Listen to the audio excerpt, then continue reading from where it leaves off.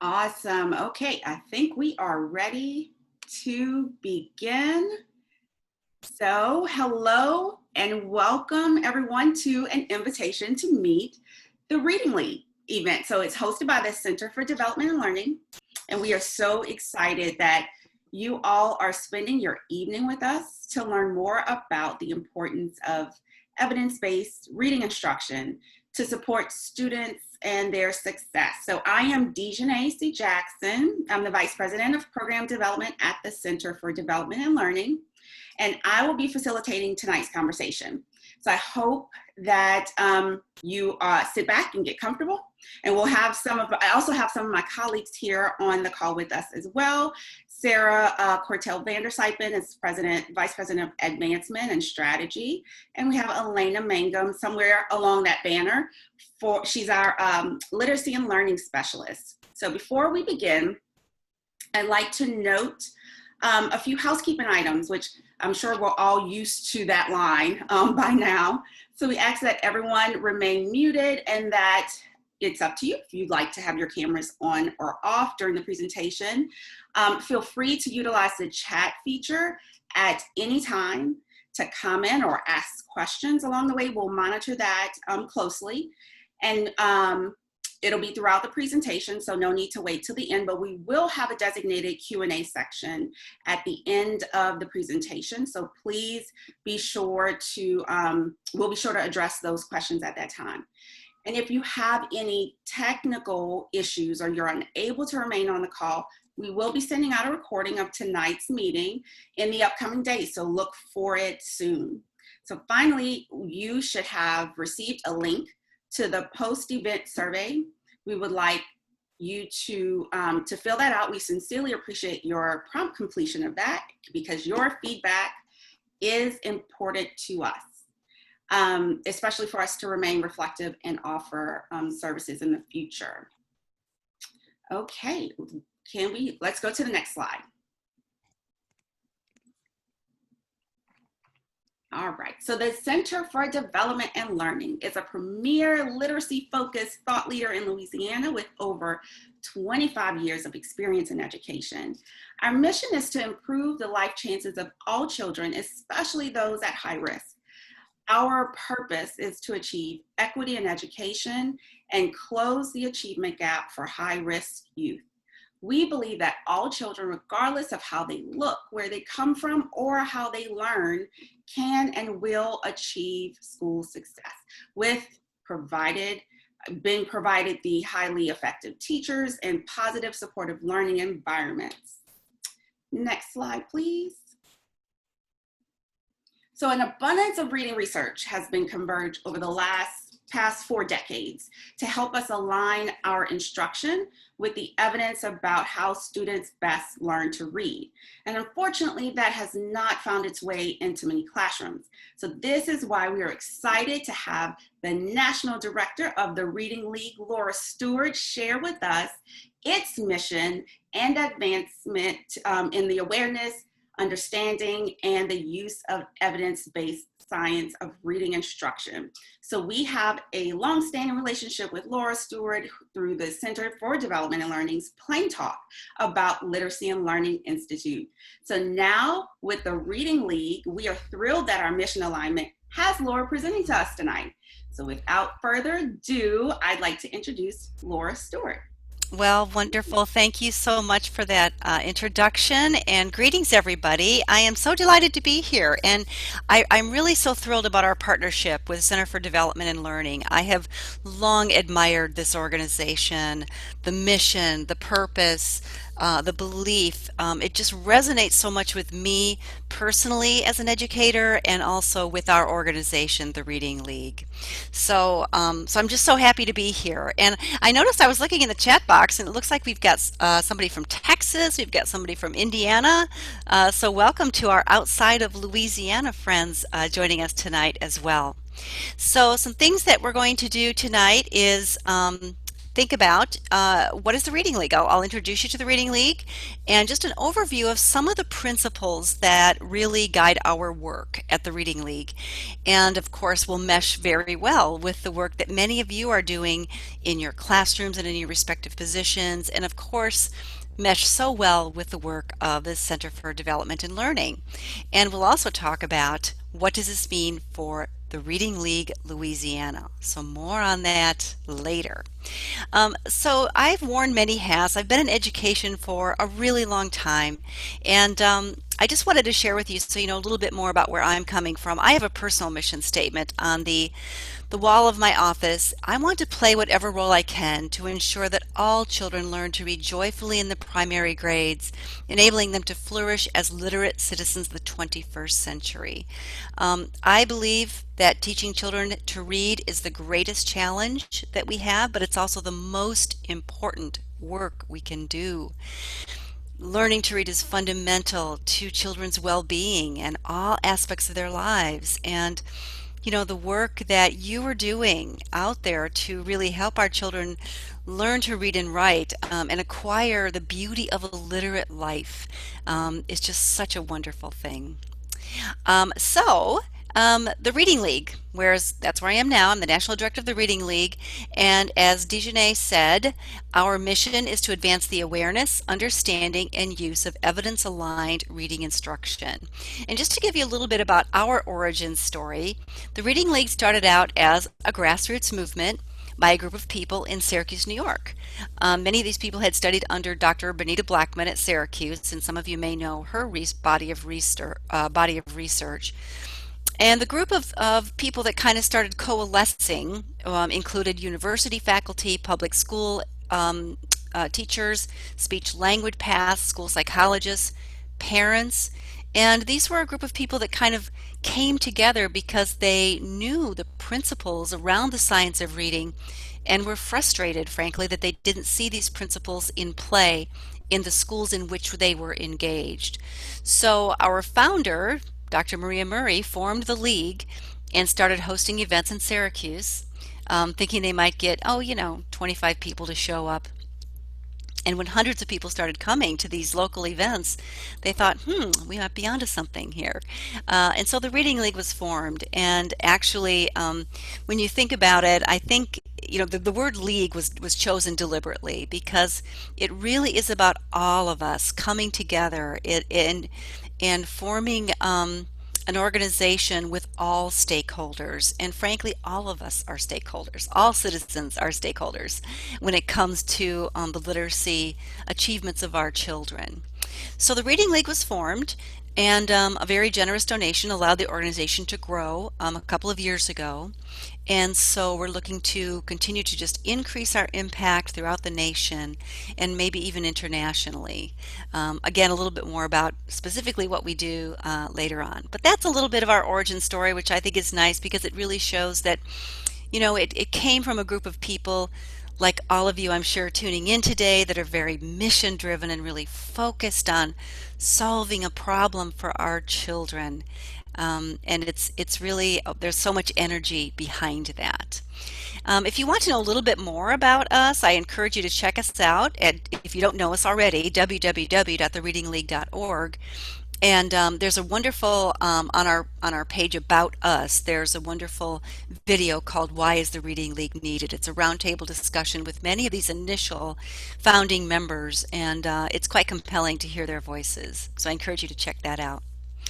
Okay, so when we think about our work around this thing called the science of reading, I know we all know that term. What's the buzz all about? So I wanted to just kind of point out a few of the resources that have been in the news in the past year and a half or so, which I think have really elevated the discussion around the science of reading. And I go all the way back to March of last year. Ed Week did a commentary last March around the reading crisis and what educators, specifically educational leaders, need to know.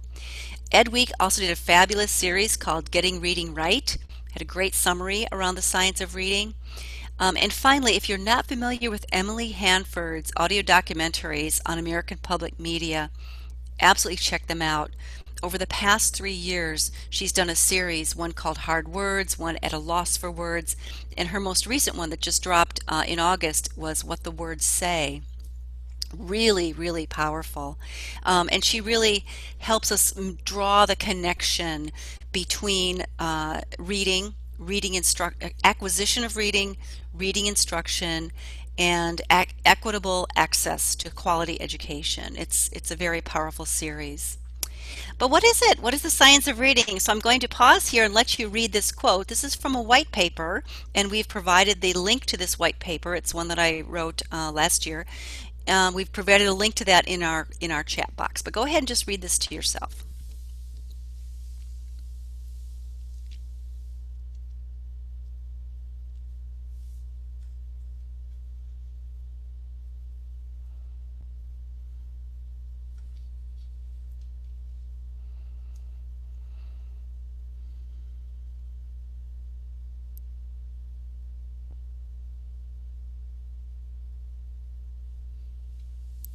So when I share this with you, I'm wondering if there are any words or phrases that resonate with you or are even surprising to you. You know, oftentimes people say to me, "Wow, 40 years.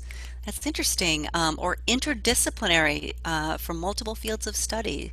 Um, it's the most studied aspect of human learning. Right. So this is an exciting time to be in our profession. We have this robust body of knowledge to really drive our practice, right? And I know some of you listening in may be new to this. This might be a new topic for you, and I think it's important for us to realize that, you know, hey, this is a no shame zone, right? We just have unfinished work around literacy. There's no shame, there's no blame, just an urgency to move forward with the knowledge base that we have so we can let the evidence guide us as we strive to deliver on this promise of literacy for all.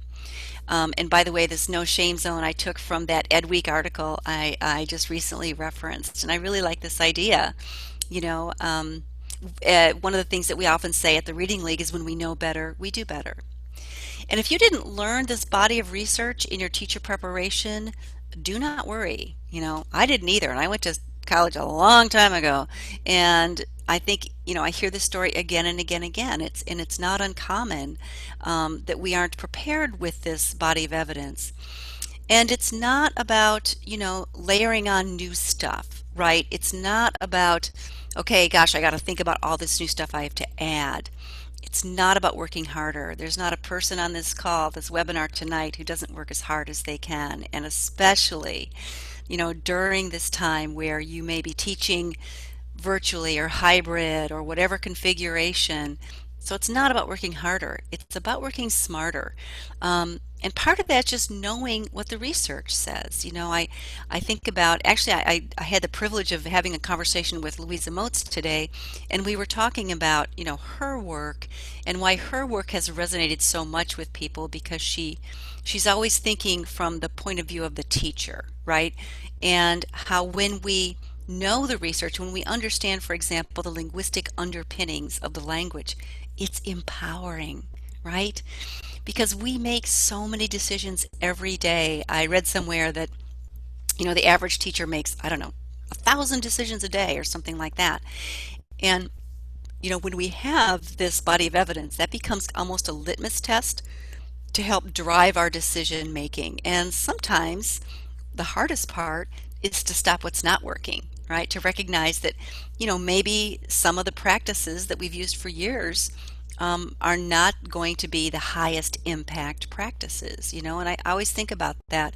What is the highest utility practice, greatest bang for the buck, reaching the largest number of children, right? And in adopting those practices, sometimes we have to stop others. But that's why this third bullet point is really critical, because we have to support one another in building this knowledge and practice. And that is why the organization Center for Development and Learning, that's why you exist, that's why we at the Reading League exist, is to really support our fellow educators in this journey, right? So when we think about some of the big ideas, I think, that drive our work, there are really three I wanted to just briefly touch on in our time together tonight. The first is that reading is not a natural process. Instruction really counts. And I think one of the reasons I'm very keen on this is because, well, actually, last year at Plain Talk, the title of my talk is What I Wish I'd Learned in College. And one of the things I wish I'd learned in college is that reading isn't natural. And I don't know if this speaks to any of you. Maybe it does, maybe it doesn't. But I was kind of brought up as a teacher with this idea that if we create the same conditions that we create for children as they acquire speech, they can acquire reading. So when we think about creating conditions where we're modeling and where kids are exploring and where we're immersing kids in reading, that somehow they will intuit how this whole system works, right? But we know, of course, now that simply isn't true. Very few of us just intuit how this really works. Instruction really counts. And the second idea is this convergence of evidence. What are some key underlying theoretical frameworks that drive our work and frame our work? And of course, the most exciting idea is the third bullet. We really can. We really can, with evidence-based instruction delivered well, we really can reach 95% or more of our children, which is very, very exciting. So let's start with this idea that reading's not natural. And if we've ever been on a webinar together, I've done this exercise with people before. I want you to think about this group of 24 children, little kindergartners just starting school, and I want you to ask yourself some questions around that. And think about these children, by the way, as representing the typical distribution of the population in the attainment of reading as a learned skill, right? So kind of a typical distribution. So given that, of those 24 kids, how many of those kids are going to learn to read it in a very effortless way? Or maybe they come to school reading, right? And by this I mean, by the way, really reading, accuracy, fluency, comprehension. How many of those children will learn to read relatively easily with almost any type of instruction? How many of those kids do you think will need code-based, explicit, systematic, and sequential instruction? And how many will need that plus additional intensive repetitions? Now, you don't have to jot down anything in our chat box. You can just I just want to give you a minute or two to ponder this and just think to yourself. And you might think about your own classrooms or your own district or parish or your own experiences, but I want you to try to think about this as kind of a, statistically speaking, across the population as a whole. Okay, so let's just take a moment and ponder that.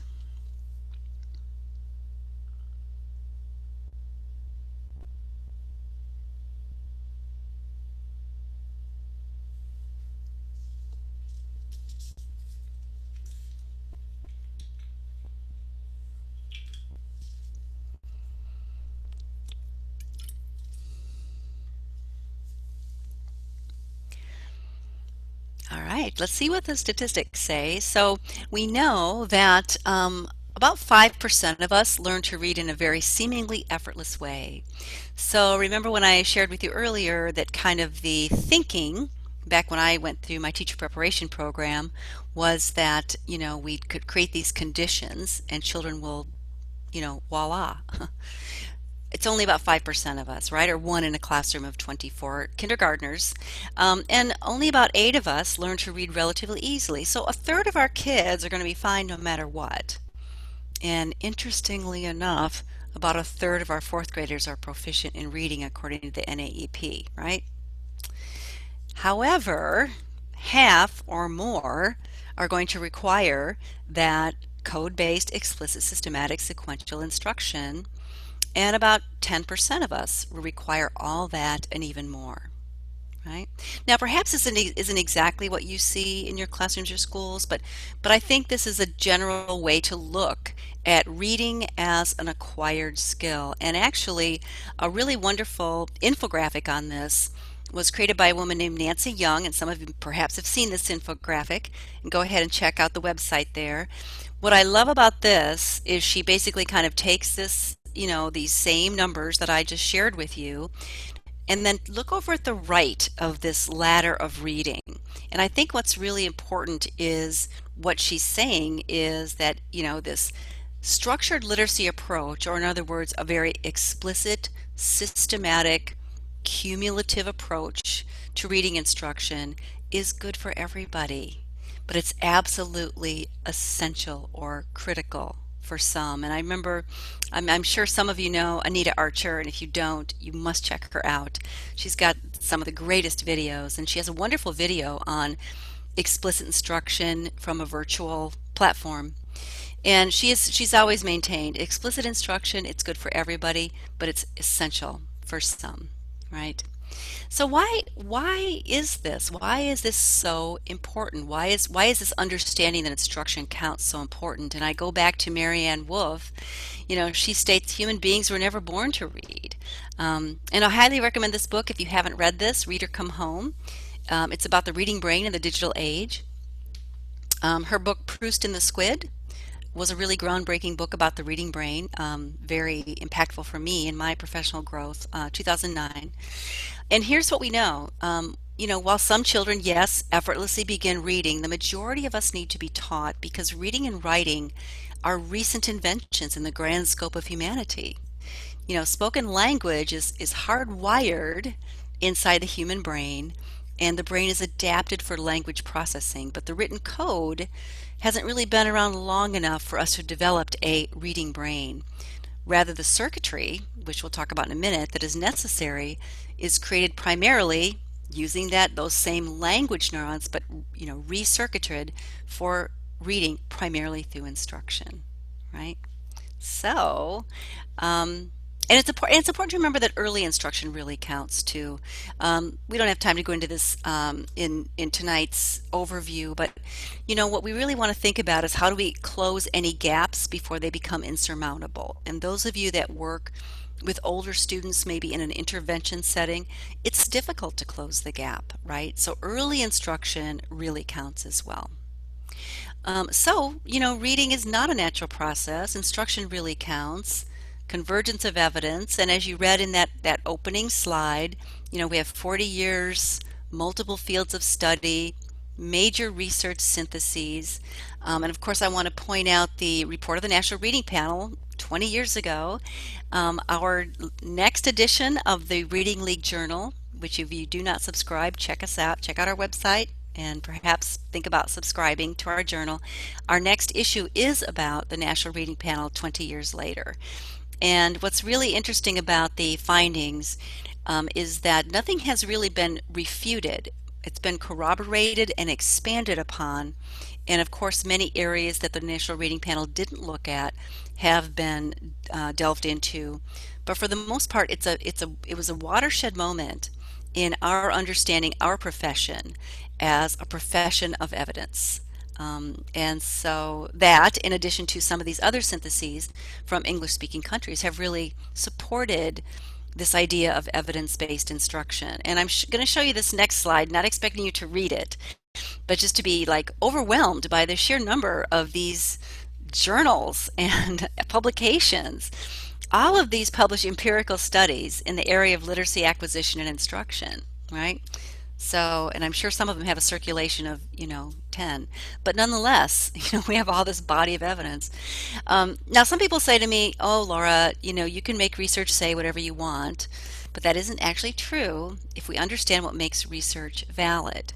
And I highly recommend this book. This was published in 2003. You can download it. It's free. Just Google Using Research and Reason in Education. Many of us, most of us in our teacher preparation programs, undergraduate, don't have any coursework on statistics or research modeling. This piece, explains things like sample size, quantitative versus qualitative, effect sizes. So it's very helpful.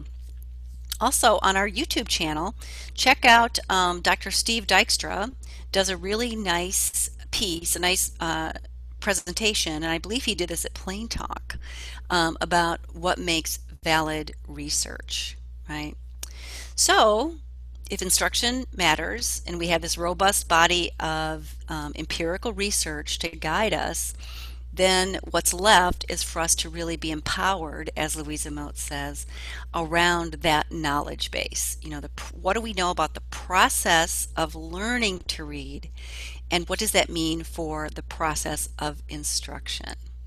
So again, we're just together for a very brief time tonight, but I wanted to touch on a couple of the theoretical models that really drive our work at the Reading League, and I know much of the work at CDL as well. One, of course, is the simple view of reading, and I'm going to guess that many of you tuning in tonight know the simple view of reading. So I won't spend a lot of time on this, but it was posited by Goff and Tundner in 1986, and since then has really been supported by a strong and enduring body of evidence. And basically, it's the equation for reading comprehension. Reading comprehension is a product of word recognition or decoding and language comprehension, or as it was originally referred to, listening comprehension. And so simply put, D times LC equals RC. And it sounds simple, but it's important to remember that it is a product, it's not a sum. So to illustrate that, I'm going to use some numbers to clarify. So let's say 1 is evidence of and 0 is no evidence. So if a child is unable to decode, they come to school, they haven't been taught to decode yet, D would be a value of 0, but they have robust listening comprehension. In other words, they can understand what they hear. They have some language that they're, robust language they're bringing to school. That might be a 1, but 0 times 1 is still 0, right? In other words, both of these pieces are important in becoming a reader, right? The goal of reading, which is to understand what you read. And conversely, of course, we can teach kids to decode. Might get a 1 in decoding, but if weak in the area of language comprehension, value 0, 1 times 0 is still 0. And of course, I think we all know students that we might assign a 0.5 and a 0.5, but you get the idea. 0.5 times 0.5 is, 0.25, which is clearly not adequate for complex reading and reading comprehension. So it's important to recognize both of these pieces are equally important in making sense of text, right? And I always like to really always return back to this as a framing idea, because I think a lot of times people look at the science of reading and think it's all about decoding, or it's all about phonics, or it's all about word recognition. But the science of reading is about all aspects of reading, right? So another way a way to unpack this a little bit more, of course, is to look at Hollis Scarborough's model, which is the commonly referred to as the reading rope. And I don't know if any of you tuned into, there was an interview done by Hollis Scarborough by the Facebook group, What I Wish I'd Learned, What I Should Have Learned in College. Lovely to hear from her about this and where this really originated, her thinking around this.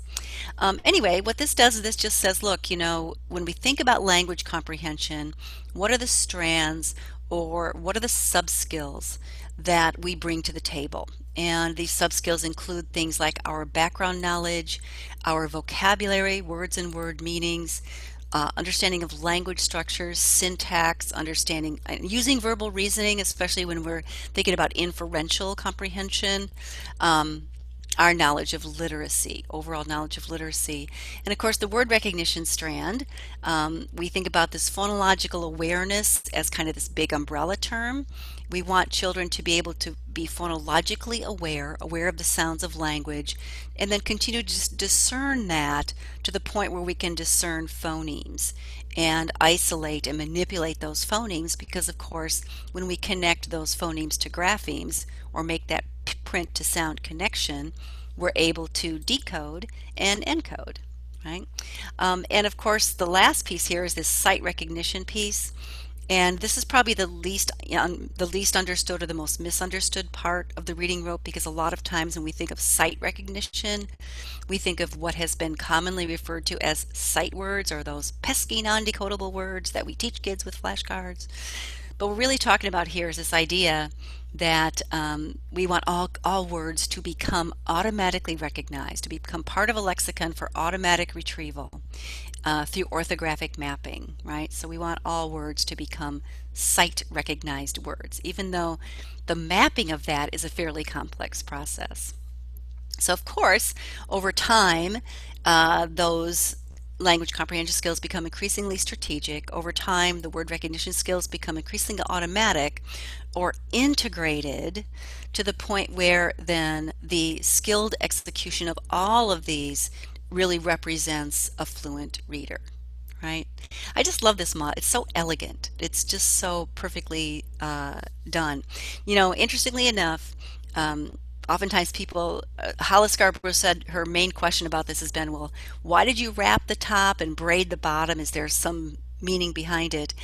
And she said, well, unfortunately not. She said, when I drew this, and she literally drew it by hand, she said, these were the only things I felt I could draw.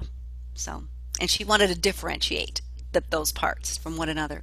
But my friend Deb Glazer, um, she talks about the braid. She says, whether it was Hollis Scarborough's intent or not, the braid works very well for the word recognition piece, because when you think about braiding, it's very systematic, it's very sequential. One thing has to happen before the next, much in the same way that we build the word recognition strand. And the simple view of reading just overlays this very nicely, right? So when we think about these as theoretical models, the other piece I believe we can add to this is our understanding that comes from the body of evidence of neuroscience. And this comes from these fMRI studies. Perhaps some of you have had an MRI, which measures structure, but fMRI measures function. And what you see here is this child going into an fMRI machine in which he will read, and the function of the brain will be imaged, because this increased neural activity, in this case reading, will cause this oxygenated blood to flow to that area of activity. And then we can image that magnetic signal and see what's inside the brain during the act of reading. Now this graphic I'm going to show you, of course, is a very simplified view of the main areas of the brain involved in reading as identified by those fMRI studies. This is that left hemisphere, I was referring to that earlier, this language hemisphere where efficient reading systems are built. And essentially, we have the orthographic processor kind of back here where we store print, and eventually, through orthographic mapping, the automatic retrieval of a lexicon of words. And here, of course, up here we have the phonological processor processing sounds. And it's important to remember that these systems have always been in our brain. We think about that orthographic processor, it's always been able to discern shapes, right?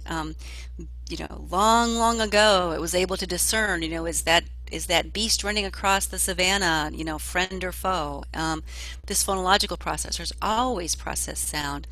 Through instruction, what we're doing is we're helping these aspects become what's the word I want? Fine-tuned, right? Fine-tuned to graphemes or the letters of our alphabetic language, fine-tuned to phonemes, right?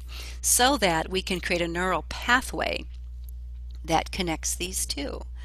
And as Sally Shaywitz says, within our brain, we're literally building this neural circuitry that connects those sounds or those phonemes to the print code or the letters that represent those sounds. And of course, this is the first step. Building this neural system is really the first step. Once that's in place and we start using that system and securing that system through phonic decoding, what then starts to happen is this orthographic mapping. And this is that process that readers use to store words for that immediate, effortless retrieval that you and I have as we move across text and words just come to us. And it's interesting because I contrast this with the view that I was taught coming up as a teacher. I was taught that words really came through a visual means, right? But we know orthographic mapping is kind of as David Kilpatrick says, is kind of an unfortunate name because the phonology piece is critical every step of our development as readers, right? It's not just visual. We're not just storing and retrieving words visually. Every step of that reading development requires this phonologic integration, right? And as he says, look, once this is in place, it really rapidly accelerates our acquisition of those sight words or those automatically retrievable words. To experience what this is like, I think just put some text in front of yourself for which you are not familiar with the body of words, or they're difficult to decode words, or words around text around a topic that you know very little about, and it will kind of take you back to that stage where you do have to utilize some more novice decoding skills, right? Because you don't have that orthographic memory or mapping of these words in the text, right? So here's another thing we know from the brain imaging studies. Oftentimes, with a fluent reader, again, we see this typical um, um, neural system in the left hemisphere, but oftentimes with our struggling readers, it's not there. And we might ask ourselves, well, what's going on? And actually, Sally Shaywitz calls this reading in the wrong side of brain, right side of the brain, wrong side of the brain, because oftentimes our struggling readers might have very little activity in the left hemisphere, but lots of activity in the right hemisphere. And unfortunately, this might have something to do with instruction. Um, when we teach kids to guess at words, or to memorize words, or to use context clues to figure out words, we may be inadvertently building reading in the right hemisphere, the area which is not well suited to reading and more suited to memorizing visual images. So reading is not a visual process, right? It's a language-based process. Phonology is critical to build that reading brain. So we don't want to prompt students or use strategies with students that imply that somehow reading is visually stored memory, right? That's building reading in the wrong side of the brain. So I go back to the research here, and I look at, this was a Stanford study done in 2015, a very well-regarded study, and this was comparing two types of approaches. One to learning new words. One was a phonics-based approach or a letter sound approach. One was a more memorization approach, or using context, memorizing sight words, etc. And when using this font, and by the way, this is what you see here is from the back of the skull, so you can see the left hemisphere where the arrow is pointing here. When taught using a letter sound, grapheme, phoneme focused approach, the subject in this study demonstrated an increased speed of recall and increased brain activity in the left hemisphere, which is exactly where we want that activity to be building. Students who were taught using more whole word methodology, or what I alluded to earlier, guess at the word, use the context, what do you think it might be, go to the end of the word, repeat, look at the picture, those kinds of strategies really built more activity in the right hemisphere, which is the area not well suited to reading. And so the researchers concluded that teaching students to sound out k, at, sparks more optimal brain circuitry than just memorizing the word, right? Now, oftentimes I think that, this all makes kind of good sense, right? But I think sometimes the pushback, people will say to me, well, Laura, children develop in different ways. So don't they all learn to read in different ways? And one thing I like to remember that, again, first of all, reading is a learned skill, and it's not something that we're born being able to do through some sort of activation.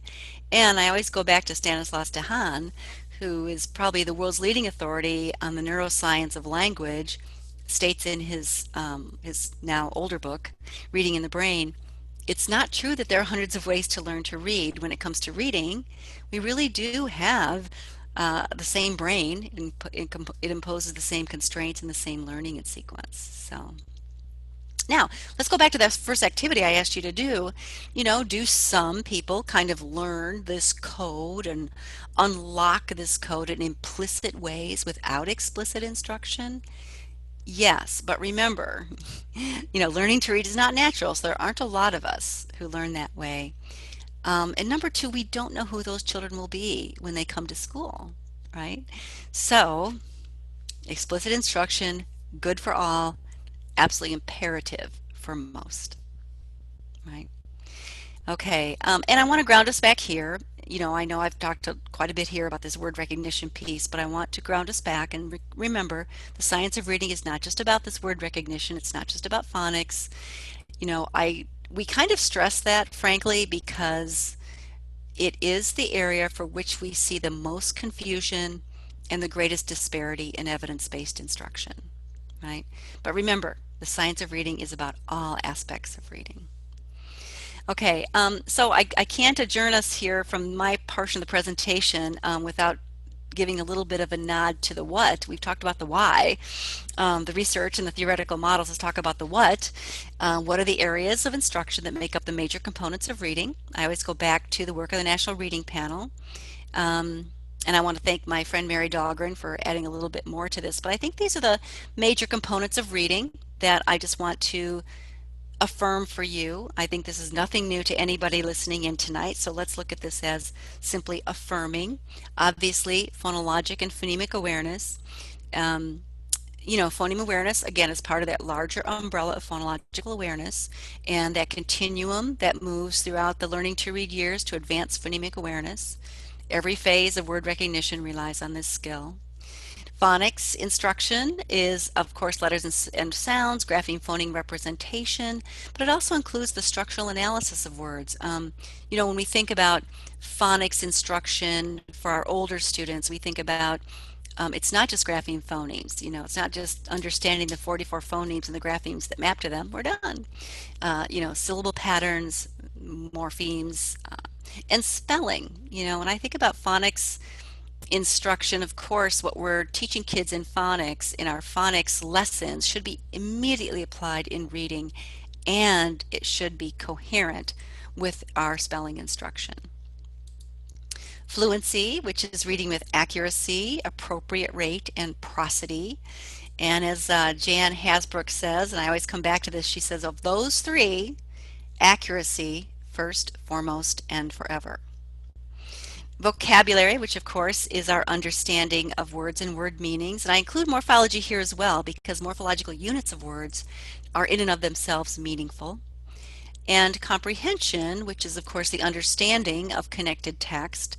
It's considered an essential element of reading, but I believe it's a goal of reading and the result of the mastery and the integration of all those other components. And finally, although this wasn't really called out in the National Reading Panel research, I like to include written comprehension here. And yes, I do use that word deliberately because I think when we think about reading comprehension and the sub-skills that are foundational to reading comprehension, we have foundational skills in comprehension, written comprehension as well. It includes the ability to master to automaticity the handwriting, the physical skill of transcribing, as well as understanding the grammar, how to construct sentences, and syntax, understanding the syntax of our language, ultimately in composition. Okay. And there is research on the why, there's research on the what, and there's research on the how. And we don't have time to delve into this, but when we think about characteristics of effective instruction, obviously evidence-based, we talked about this, making sure that we ourselves know and are empowered by that knowledge to help us make those instructional decisions. That effective instruction is early and intentional. I use that word intentional to support this idea that instruction is well planned and purposeful as opposed to opportunistic, right? And of course, well-delivered instruction is explicit, systematic, and cumulative. Explicit being kind of an I do, we do, you do methodology, from less complex to more complex concepts, presented in a cumulative way. I already alluded to applied earlier, and I just simply mean that as we're teaching kids foundational skills, they're not something that we teach kind of over here, and then we do some reading over here. Right? So as we're teaching kids phonemic awareness, it's connected, to our phonics instruction. It's connected to our handwriting. When we teach kids to unlock text at the word level, we're utilizing that blending and decoding capability in early text and early appropriate text so that kids understand that the tools they're learning serve the purpose. They're a conduit for real reading and real writing. And of course, engaging. I oftentimes hear a little bit of pushback around teaching the foundational skills, right? Oh, that's skill and drill, as if teaching kids these foundational tools will somehow stifle their love of reading. But I always remember, kids love to play with language. They love to unlock the mysteries of words and the mysteries of writing and what do those squiggly lines on the page mean. And of course, instruction in foundational skills, it's the runway to comprehension, right? And also I remember, you can't love what you can't do, right? Yeah, you can't love what you can't do. So, and I did want to say one more thing about that early and intentional. You know, when we think about tier one instruction, tier one instruction delivered well, we should be able to teach 85% or more of our kids to read. If that's not happening in your localities, then you may want to really think about what's going on in tier one, right? Because intervention is really not the answer. And sometimes when I've gone into districts and they have a significant proportion of kids being referred for additional intervention. Really, we have to think about, okay, what's happening in tier one? How do we capture the most students with the most effective instructional strategies so that we can get everybody off to a great start? Okay, all right, so I know we're running out of my time here. So just to wrap it up, thank you for letting me talk about some of these big ideas. And of course, the biggest big idea is that we can deliver on the promise of literacy for all. And as Louisa Moat says, a large body of research says with appropriate intensive instruction, all but the most severe reading disabilities can be ameliorated in the early grades and students can get on track toward academic success, right? 95% or more. Accuracy, understanding, and joy. And it's not about working harder. It's not about adding something else to what you're already doing. It's about working smarter and supporting one another as we continue to grow and remembering, it's there's no shame, no blame, it's just unfinished work on literacy, right? So some steps we can take, some action steps. We are providing you with a link to this white paper, which is just again just a very overview summary around the science of reading. And of course, we encourage you to join the Reading League, www.thereadingleague.org.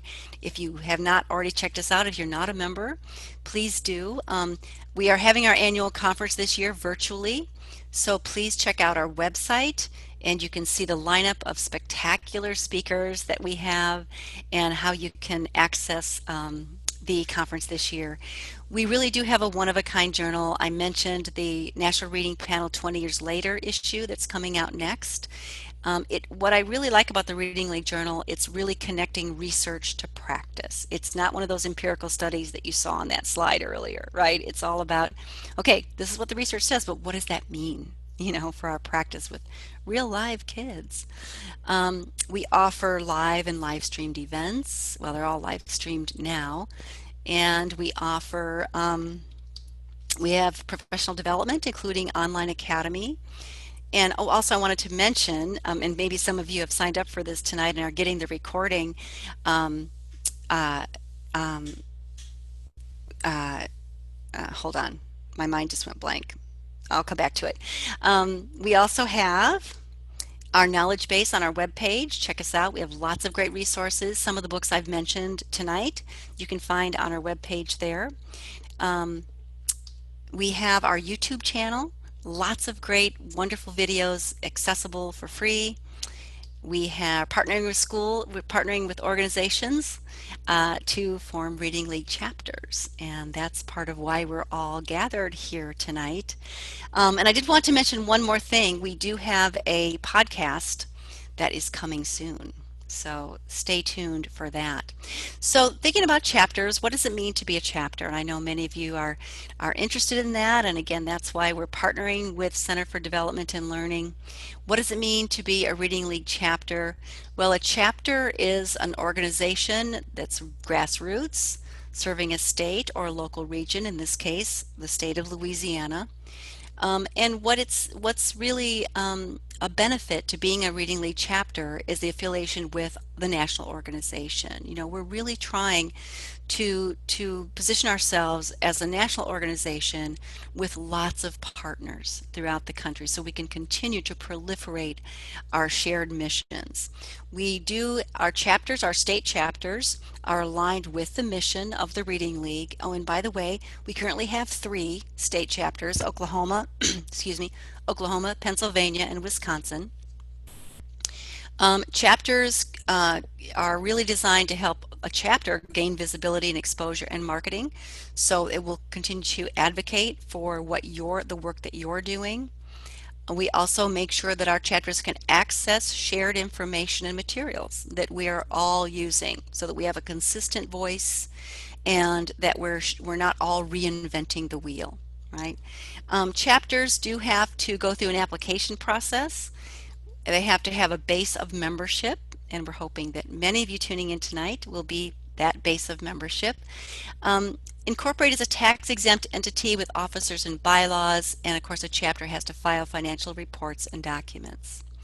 Chapters then are free to offer events and activities that are aligned with the purpose and the mission of the parent organization. Chapters seek funding and pay a yearly fee to the parent organization. It's a very nominal fee just to help with some of the technical aspects of supporting our chapters. And that fee is not paid in year one. It's paid after year one. Year one is a startup year. And that's just again to continue to support the resources and the technology that we offer to our chapters. Right, and I'm going to let our friends from CDL talk a little bit more about their vision for this, but I do want to just on behalf of the Reading League and my colleagues there, thank you again for all the work that you're doing. We really appreciate the work that you do, and we want to be there to support you. You know, the science of reading is for all of us. So follow us, check us out, follow us on Twitter, Facebook, Instagram, YouTube.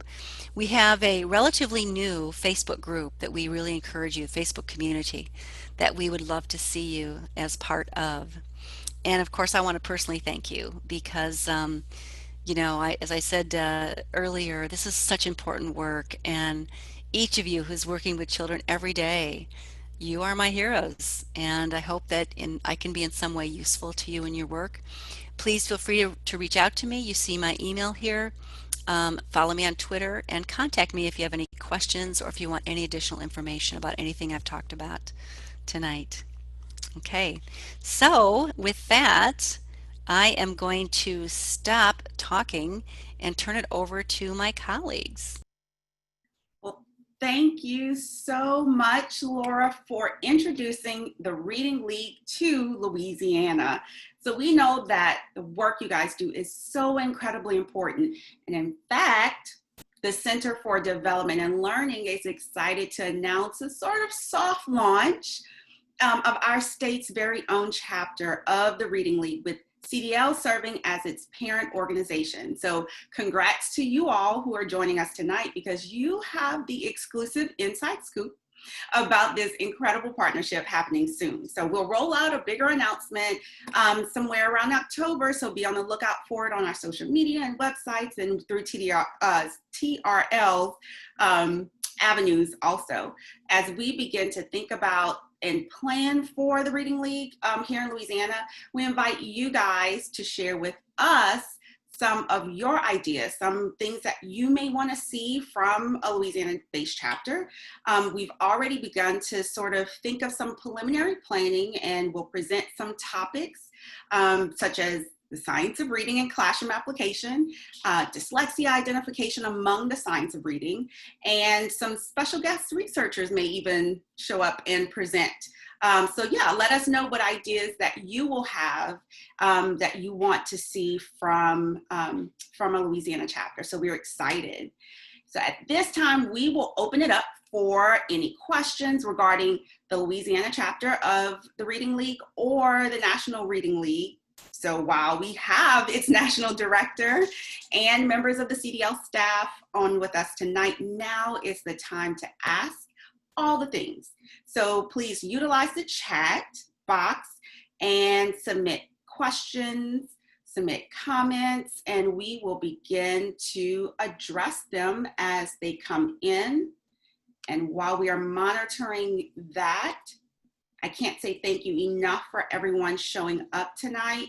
Please, please, please spread the word. We'll certainly, again, have this available to send to you, the recording after this is all done tonight. So be on the lookout for that information in your inbox soon.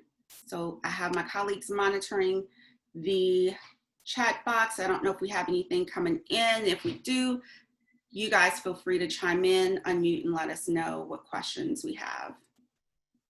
And it's hard to facilitate two things at once.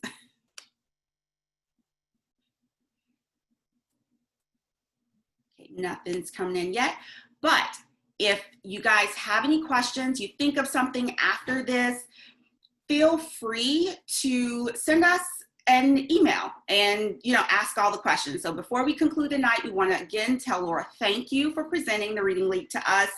We want to thank you for participating in this, and sharing this event, and we're excited about all the possibilities. So be on the lookout again for communication from us as we follow up with each of you to gauge your interest in membership with the Reading League Louisiana. So we want you to spread the word. You help us get this out there for all educators and parents and educational advocates to solicit them and their participation in our efforts. So finally, be sure to complete the survey that we've dropped in the link and you've received already. And also don't forget to save that white paper and read it, at your leisure.